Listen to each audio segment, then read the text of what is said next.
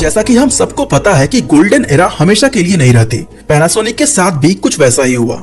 दरअसल 27 अप्रैल 1989 को 99 साल की उम्र में कोनोसुके मत्सुशिता की डेथ हो गई और इसके साथ ही कंपनी का डाउनफॉल भी शुरू हो गया। इसकी वजह थी उन प्रिंसिपल्स को कम्प्लीटली भूल जाना जो किसी भी बिजनेस को सक्सेसफुल बनाने में मदद करते हैं। जैसे कि कोनोसुके का मानना था कि हमेशा एक्सपेरिमेंट करते रहना चाहिए, लेकिन पैनासोनिक ने उनकी डेथ के बाद एक्सपेरिमेंट करना बिल्कुल ही बंद कर दिया। आपको शायद मेरी बात पर यकीन ना हो रहा हो, इसलिए आप पैनासोनिक की वेबसाइट पर भी जाकर देख सकते हैं। यहाँ 50s के दौरान लॉन्च किए गए नए नए प्रोडक्ट्स की लिस्ट है। 60s, 70s, 80s और इवन 90s में लॉन्च किए गए न्यू प्रोडक्ट्स की भी लिस्ट मौजूद है। लेकिन 2000s के दौरान लॉन्च प्रोडक्ट का सेक्शन पूरी तरह से खाली है। इसका मतलब है कि उन्होंने 2000s में एक भी प्रोडक्ट को लॉन्च नहीं किया था। उनका आखिरी नोटेबल प्रोडक्ट 1998 में आया था, जो था पैनासोनिक का डिजिटल टीवी, और इसे यूएस की मार्केट में लॉन्च किया गया था। अगर ये कंपनी चाहती तो बड़ा हाथ मार सकती थी, लेकिन उसने ऐसा नहीं किया। इवन पैनासोनिक ने पिछले 26 साल में अपनी ग्रोथ के लिए कोई भी बड़ा स्टेप नहीं लिया है। हमें कोई नॉर्मल इंसान होता तो इतनी बार मिली हार से वो शायद टूट जाता, लेकिन कोनोसुके ने इसे भी एक अपॉर्चुनिटी की तरह देखा। दरअसल उनका मानना था कि अच्छा वक्त तो अच्छा होता ही है, लेकिन बुरा वक्त भी अच्छा होता है। मतलब ये कि जब चीजें अच्छी चल रही होती हैं, तो हमें कुछ भी नया करने से डर लगता है कि कहीं हम उसमें फेल ना हो जाएं। लेकिन जब बुरा वक्त चल रहा होता है तो उस समय अच्छा तो कुछ भी नहीं बचता। ऐसे में क्यों ना थोड़ा रिस्क लेकर ही देख लेते हैं, हो सकता है कि ये कामयाबी का नया रास्ता खोल दे। कोनोसुके अपने एम्प्लॉइज को इस तरह मोटिवेट करने लगे कि वो ऐसा सोचे कि जैसे ये बिल्कुल नई कंपनी है जिसे हमने अभी अभी स्टार्ट किया है। अपनी इसी सोच के साथ कंपनी अपने टारगेटेड ऑडियंस में भी बड़ा बदलाव लाई और ये जापान से बाहर निकलकर ग्लोबल मार्केट को टारगेट करने लगे। देखा जाए तो पैनासोनिक के पास अब इसके अलावा कोई दूसरा चॉइस भी नहीं बचा था। तो एक समय था जब पैनासोनिक दुनिया का लार्जेस्ट इलेक्ट्रॉनिक ब्रांड हुआ करता था, जिसका hair dryer, electric shaver, battery या टीवी जैसा कोई ना कोई प्रोडक्ट्स आपके घर में भी जरूर मौजूद होगा। 20वीं सदी के दौरान इसे जापान का गौरव समझा जाता था, जो लगभग हर सेक्टर में अपनी स्ट्रॉन्ग प्रेजेंस के साथ ग्रो कर रहा था। लेकिन 21वीं सदी पैनासोनिक के लिए बहुत सारे चैलेंजेस लेकर आई, जहां न सिर्फ इसे भारी लॉसेस हुए, बल्कि इसे अपने कम्युनिकेशन बिजनेस के साथ साथ टीवी बिजनेस को भी शट डाउन करना पड़ गया। हालात इतने बुरे हो गए कि इसे अपने कई सारे एसेट्स बेचने पड़े। साथ ही कंपनी ने टेस्ला में अपने $3.2 बिलियन का स्टेक भी सेल कर डाला। इस कंपनी ने पिछले 30 साल में 1.5 लाख से भी ज्यादा एम्प्लॉयज को नौकरी से निकाल दिया है। इन सबसे भी ज्यादा स्ट्रेसफुल बात ये है कि अगर आप पैनासोनिक की बैंकरप्सी प्रोबेबिलिटी को चेक करेंगे तो वो है 100%, यानी कि कंपनी दिवालियापन के बहुत ही हाई रिस्क पर है। पर सवाल ये है कि आखिर इतनी बड़ी कंपनी के साथ ऐसा क्या हुआ कि आज इसकी ये हालत है, और क्यों एक समय का मार्केट लीडर पैनासोनिक आज बर्बादी के कगार पर पहुंच चुका है। आइए डिटेल में जानने की कोशिश करते हैं।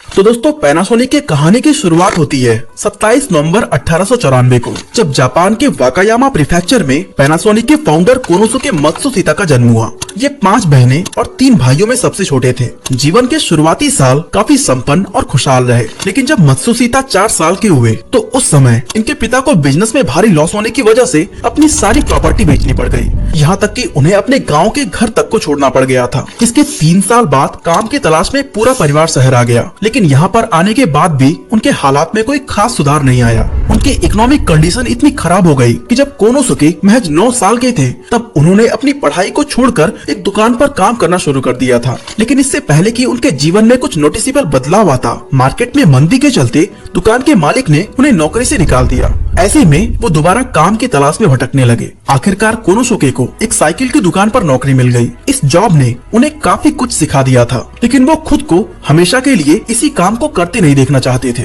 इसलिए उन्होंने यहाँ जॉब करते हुए भी अलग अलग वैकेंसीज को देखना शुरू कर दिया था। उनकी जिंदगी में सबसे बड़ा मोड़ तब आया जब 5 साल तक साइकिल शॉप पर काम करने के बाद अचानक उन्हें एक दिन ओसाका इलेक्ट्रिक लाइट कंपनी का एड दिखा और उन्होंने झट से वहाँ नौकरी के लिए अप्लाई कर दिया। फॉर्चुनेटली उनको ये जॉब मिल गई, जहां कोनोसुके को कंपनी में अपने काम के साथ साथ बहुत कुछ सीखने को मिला।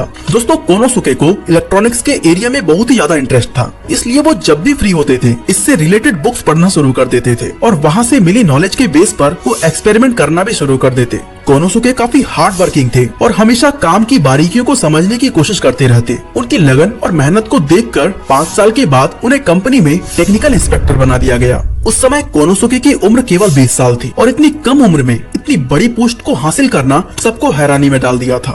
उनकी मेहनत और काम के प्रति जुनून ने उन्हें गरीबी से तो निकाल दिया, लेकिन कोनोसुके का एम्बिशन इससे कहीं आगे था, इसलिए वो हमेशा कोई न कोई एक्सपेरिमेंट करते रहते। उसी दौरान उन्होंने एक इम्प्रूव्ड इलेक्ट्रिकल सॉकेट को बनाया और बड़े ही एक्साइटमेंट के साथ उसे अपने सुपरवाइजर को दिखाने गए। लेकिन कोनोसुके को उस समय बहुत ही दुख हुआ जब उनके सुपरवाइजर ने उनका सॉकेट ये कहकर रिजेक्ट कर दिया कि ये मार्केट में नहीं चलेगा। लेकिन कोनोसुके अपने प्रोडक्ट पर बहुत ही विश्वास करते थे, इसलिए उन्होंने एक बहुत ही बड़ा फैसला लिया, जो था अपनी जॉब को छोड़ने का। उस जॉब को छोड़ने के बाद अपनी सेविंग से उन्होंने कुछ टूल्स खरीदे, अपनी एक टीम बनाई जिसमें अपनी वाइफ, ब्रदर और साथ में 2 को-वर्कर को भी शामिल किया। इन सब के साथ मिलकर कोनोसुके घर पर ही सॉकेट बनाने लगे और अपने 2 रूम वाले अपार्टमेंट में एक शॉप ओपन करके उसे बेचने की कोशिश में लग गए। हालांकि उन्होंने मार्केट जाकर भी उन्हें बेचने की कोशिश की, लेकिन उसका कोई खास फायदा होता नजर नहीं आ रहा था। धीरे धीरे हालात इतने खराब हो गए कि उनके को-वर्कर्स ने उनके साथ काम करना बंद कर दिया और अब उनकी टीम में बस 3 ही लोग बचे थे, वो, उनकी वाइफ और उनका बड़ा भाई। उस समय उनकी कंडीशन ऐसी हो गई थी कि उन्हें अपना घर का सामान बेचना पड़ा। इसके चलते कोनोसुके ने कई बार सोचा कि ये सब छोड़कर उन्हें अपनी पुरानी नौकरी को ज्वाइन कर लेना चाहिए, लेकिन उनका विश्वास इतना स्ट्रॉन्ग था कि वो उन्हें हर रिजेक्शन के बाद एक नई कोशिश करने पर मजबूर कर देता था। इस दौरान उन्होंने बहुत सारे एक्सपेरिमेंट किए और कई नए प्रोडक्ट्स बनाए, जिनमें से एक प्रोडक्ट ऐसा था जिसने उनकी जिंदगी बदल दी। दरअसल काफी महीनों की मेहनत के बाद उन्होंने पंखों के लिए इंसुलेशन प्लेट्स बना डाली थी, जिसके मार्केट में खूब डिमांड होने लगी। इस प्रोडक्ट से उनके पास इतने पैसे आ गए कि उनका जीवन फिर से पटरी पर आने लगा और उन्होंने 7 मार्च 1918 को अपनी खुद की कंपनी मत्सुशिता इलेक्ट्रिक को शुरू कर दिया था, जो बाद में चलकर पैनासोनिक हुई। अब उनकी इंसुलेशन प्लेट्स मार्केट में काफी सही चल रही थी, लेकिन इसके बावजूद भी कोनोसुके का दिमाग इलेक्ट्रिक सॉकेट में ही लगा रहता था। पर इस बार पहले उन्होंने लोगों की नीड को समझा और उस सॉकेट को रीडिजाइन किया, जिसके बाद उन्हें 2 बहुत ही सक्सेसफुल प्रोडक्ट मिले, जिसमें से एक था अटैचमेंट प्लग और दूसरा 2 वे सॉकेट। ये प्रोडक्ट उनके ओरिजिनल लाइट सॉकेट के उलट काफी ज्यादा पॉपुलर हुआ। अब कोनोसुके के पास 3 सक्सेसफुल प्रोडक्ट्स थे, जिससे उन्हें इतना ज्यादा प्रॉफिट हुआ कि उन्होंने जल्द ही अपने बिजनेस को 20 एम्प्लॉयज के साथ एक बड़े से 2 मंजिला मकान में शिफ्ट कर दिया।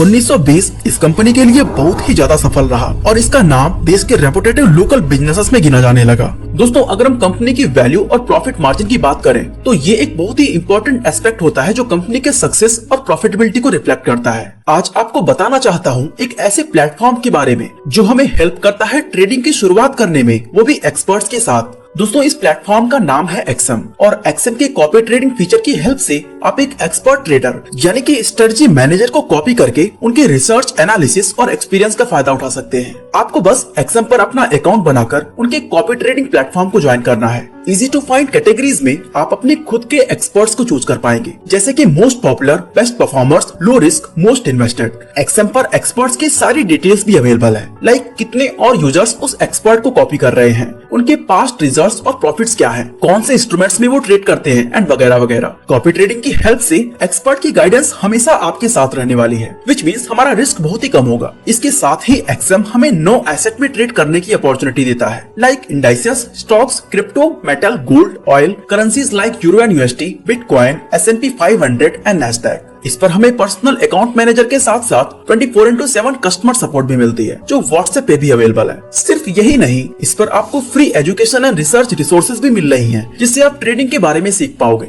सो गाइस, आज ही डिस्क्रिप्शन में दिए गए लिंक से एक्सएम पर साइन अप करें। 1920 इस कंपनी के लिए बहुत ही ज्यादा सफल रहा और इसका नाम देश के रेपुटेटिव लोकल बिजनेसेस में गिना जाने लगा। लेकिन इतनी कामयाबी मिलने के बाद भी इसका ये बिल्कुल भी मतलब नहीं था कि कंपनी का आगे का रास्ता आसान है, बल्कि इसके रास्ते में कई ऐसे चैलेंजेस थे जिसे पार करने के लिए बहुत ही ज्यादा हिम्मत और हौसले की जरूरत थी। असल में कोनोसुके को अपने नेक्स्ट प्रोडक्ट को लेकर एक बड़ा फेलियर देखना पड़ा और अनफॉर्चुनेटली ये एक ऐसा प्रोडक्ट था जिसके बारे में वो श्योर थे कि ये मार्केट में चलेगा ही चलेगा। कमाल की बात ये है कि इस प्रोडक्ट का आइडिया उन्हें सपनों में आया था और तब से उनके दिमाग में हर वक्त वही छाया रहता था, जो कि एक सिंपल सी बाइसिकल लाइट थी। दोस्तों, उस समय बैटरी से चलने वाली लाइट्स मार्केट में ऑलरेडी मौजूद थी, लेकिन वो 2 से 3 घंटे तक ही रोशनी दे पाती थी। इसी के चलते उस समय काफी लोग अपने साथ कैंडल लेकर चला करते थे, ताकि जहाँ लाइट बुझ जाए वहाँ से आगे का सफर वो कैंडल की मदद से कर ले। लेकिन कैंडल जलाकर एक जगह से दूसरी जगह जाना सच में एक मुश्किल काम था। इसी को देखते हुए कोनोसुके 6 महीने लगाकर बुलेट के आकार का एक बाइसिकल लैंप डिजाइन करते हैं, जिसकी खासियत ये थी कि ये 30 से 40 घंटे तक चल सकता था। कोनोसुके को अपने इस प्रोडक्ट से भरपूर उम्मीद थी और एक्साइटमेंट के साथ उन्होंने होलसेलर्स से कांटेक्ट किया, शहर भर के स्टोर्स में गए, लेकिन उन्हें ये जानकर बहुत ही दुख हुआ कि उनका ये लैंप कोई भी खरीदना नहीं चाहता था। अब सवाल ये उठता है कि इतने इफेक्टिव प्रोडक्ट को आखिर कोई ले क्यों नहीं रहा था। तो दोस्तों, इसका मेन रीजन ये था कि उस जमाने के लोगों ने पहले ही मान रखा था कि बैटरी से चलने वाले लैंप्स बेकार होते हैं। हालांकि इसके बाद भी कोनोसुके को उम्मीद थी कि फ्यूचर में उनका ये प्रोडक्ट जरूर पॉपुलर होगा, लेकिन वो दिन कभी आया ही नहीं।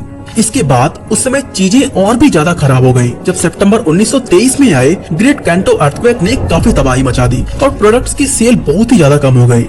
लेकिन जैसा कि हमने बताया कि कोनोसुके हार मानने वालों में से नहीं थे, इसलिए 4 साल बाद उन्होंने फिर से बाइसिकल लैंप को स्क्वायर शेप में डिजाइन किया। हालांकि इंटरनली इसमें कुछ खास बदलाव नहीं किया गया था, लेकिन स्क्वायर शेप का लैंप उससे पहले लोगों ने कभी देखा ही नहीं था और इस डिजाइन के पीछे का मकसद था कि ये एग्जिस्टिंग प्रोडक्ट से अलग नजर आए और लोगों के मन में बैटरी से चलने वाले लैंप्स के बारे में जो नेगेटिव थॉट्स हैं, उनसे इसे अलग रखा जाए। ऐसे में इस लैंप ने मार्केट में अपनी अलग पहचान बनानी शुरू कर दी। इस प्रोडक्ट को सक्सेसफुल बनाने के लिए और दुकानों को 10,000 लैंप के सैंपल्स दिए। इन एफर्ट्स का रिजल्ट ये मिला कि अपने पहले साल के एंड तक कोनोसुके हर महीने लैंप्स के 30,000 यूनिट्स बेचने लगे थे और इससे उन्हें एक चीज की समझ हो गई थी कि चाहे आपका प्रोडक्ट कितना भी अच्छा क्यों ना हो, कोई भी उसे तब तक नहीं खरीदेगा जब तक आप उसकी मार्केटिंग नहीं करते। इसलिए उन्होंने इसके बाद प्रोडक्ट की क्वालिटी पर ध्यान देने के साथ साथ उसकी मार्केटिंग को भी इम्पोर्टेंस देना शुरू कर दिया, ताकि प्रोडक्ट के बारे में ज्यादा से ज्यादा लोग अवेयर हो सके।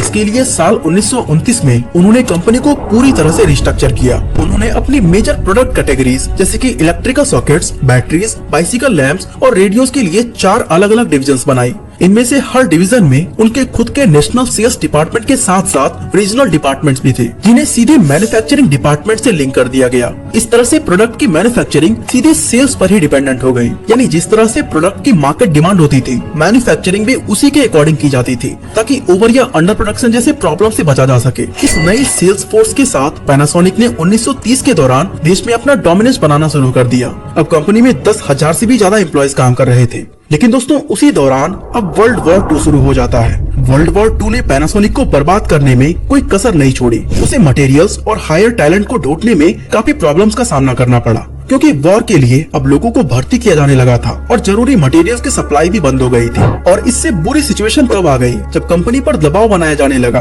कि वो वॉर में यूज होने वाले इक्विपमेंट्स के प्रोडक्शन पर ज्यादा ध्यान दे। कोनोसुके को उम्मीद थी कि वॉर के खत्म होने के बाद शायद सब कुछ ठीक हो जाएगा, लेकिन आगे जो हुआ उसको किसी ने भी इमेजिन नहीं किया था। जापान पर अमेरिका ने एटॉमिक हमला कर दिया, जिससे बड़ी संख्या में तबाही मची।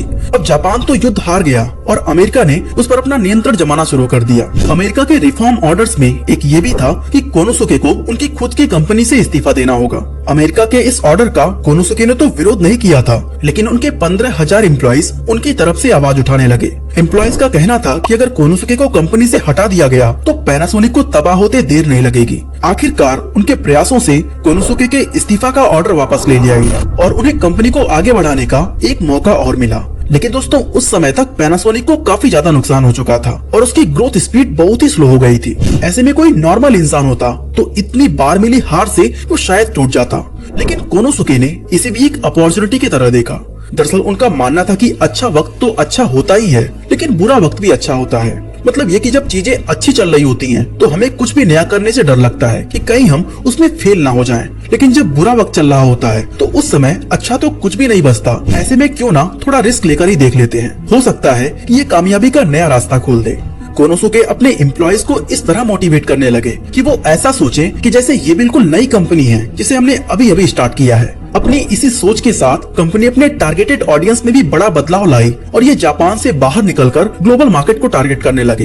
देखा जाए तो पैनासोनिक के पास अब इसके अलावा कोई दूसरा चॉइस भी नहीं बचा था, क्योंकि जापान की इकोनॉमी बहुत ही ज्यादा डाउन हो गई थी और कंपनी की हालत इतनी खराब थी कि वो अपने एम्प्लॉयज को भी सपोर्ट नहीं कर पा रही थी। इसलिए 1950s के दौरान कंपनी अपने वेस्टर्न प्रोडक्ट्स को लॉन्च करने पर ध्यान देती है। इन प्रोडक्ट्स में washing machine, TVs, refrigerators, radios, rice cookers, tape recorders और एसी शामिल थे। और दोस्तों, इसी समय इस कंपनी का नाम बदलकर पैनासोनिक किया गया था, क्योंकि इंटरनेशनल मार्केट में आसानी से पहचान बनाने के लिए उन्हें एक इंग्लिश नाम की जरूरत थी। प्रोडक्ट्स की रिलायबिलिटी की वजह से पैनासोनिक ग्लोबल मार्केट में काफी पॉपुलर हुई और यहीं से उसके गोल्डन एरा की शुरुआत होती है। इसके बाद 60s, 70s और 80s के दौरान कंपनी अपनी पीक पर थी और बहुत ही तेजी से अलग अलग सेक्टर्स में खुद को एक्सपैंड कर रही थी। लेकिन जैसा कि हम सबको पता है कि गोल्डन एरा हमेशा के लिए नहीं रहती। पैनासोनिक के साथ भी कुछ वैसा ही हुआ। दरअसल 27 अप्रैल 1989 को 99 साल की उम्र में कोनोसुके मात्सुशिता की डेथ हो गई और इसके साथ ही कंपनी का डाउनफॉल भी शुरू हो गया। इसकी वजह थी उन प्रिंसिपल्स को कम्प्लीटली भूल जाना जो किसी भी बिजनेस को सक्सेसफुल बनाने में मदद करते हैं। जैसे कि कोनोसुके का मानना था कि हमेशा एक्सपेरिमेंट करते रहना चाहिए, लेकिन पैनासोनिक ने उनकी डेथ के बाद एक्सपेरिमेंट करना बिल्कुल ही बंद कर दिया।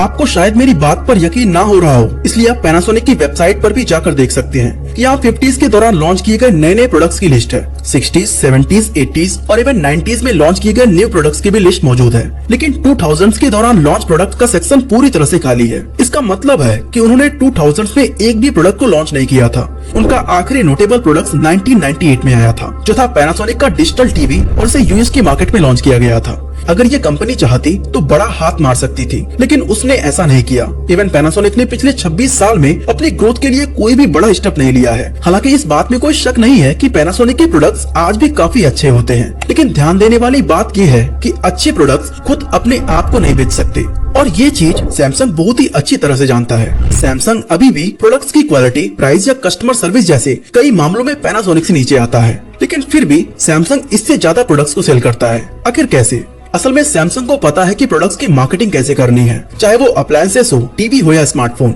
आज आपको हर जगह सैमसंग का नाम सुनाई देगा, पर क्या आपको याद है कि आपने आखिरी बार पैनासोनिक का एड कब देखा था? उम्मीद है कि आपका आंसर हाल फिलहाल का तो बिल्कुल नहीं होगा। जबकि यही सवाल अगर हम सैमसंग को लेकर करें कि आपने लास्ट टाइम सैमसंग का एड कब देखा था, तो बहुत ज्यादा चांसेस है कि आपने आज ही या 1-2 दिन पहले सैमसंग का कोई एड जरूर देखा होगा। लेकिन अफसोस की बात यह है कि पैनासोनिक इसे समझ नहीं पाया। 1940s में वर्ल्ड वॉर के दौरान पैनासोनिक ने बेसिकली सब कुछ खो दिया था, लेकिन उसके फाउंडर्स ने कभी भी उम्मीद नहीं छोड़ी थी और कंपनी को रिस्टैब्लिश करके न सिर्फ जापान बल्कि पूरी दुनिया में अपना लोहा मनवाया। इस समय कंपनी ना कोई एक्सपेरिमेंट कर रही, ना मार्केटिंग पर कोई खास ध्यान दे रही और ना ही अपने डाउनफॉल का इस्तेमाल बिजनेस में उन कमियों को एनालाइज करने पर लगा रही है जिन्हें ठीक करके कंपनी फिर से खड़ी हो सकती है। ऐसा लगता है मानो कंपनी का मैनेजमेंट बस इतनी ही देर तक इसे संभालने की कोशिश कर रहा है जितनी देर तक ये खुद अपने नाम के भरोसे संभली हुई है। ऐसे में ये जानकर बिल्कुल भी हैरानी नहीं होती कि आज पैनासोनिक की बैंकरप्सी प्रोबेबिलिटी 100% है। वैसे दोस्तों, आप लोगों ने कभी पैनासोनिक का प्रोडक्ट्स यूज किया है या नहीं, और आपकी इस ब्रांड के साथ क्या एक्सपीरियंस है, हमें कमेंट करके जरूर बताएं। बाकी इसी तरह अगर आप जानना चाहते हैं कि सोनी आज खत्म क्यों होती जा रही है, तो आई बटन पे क्लिक करके इस वीडियो को देख सकते हैं। बाकी आज के लिए बस इतना।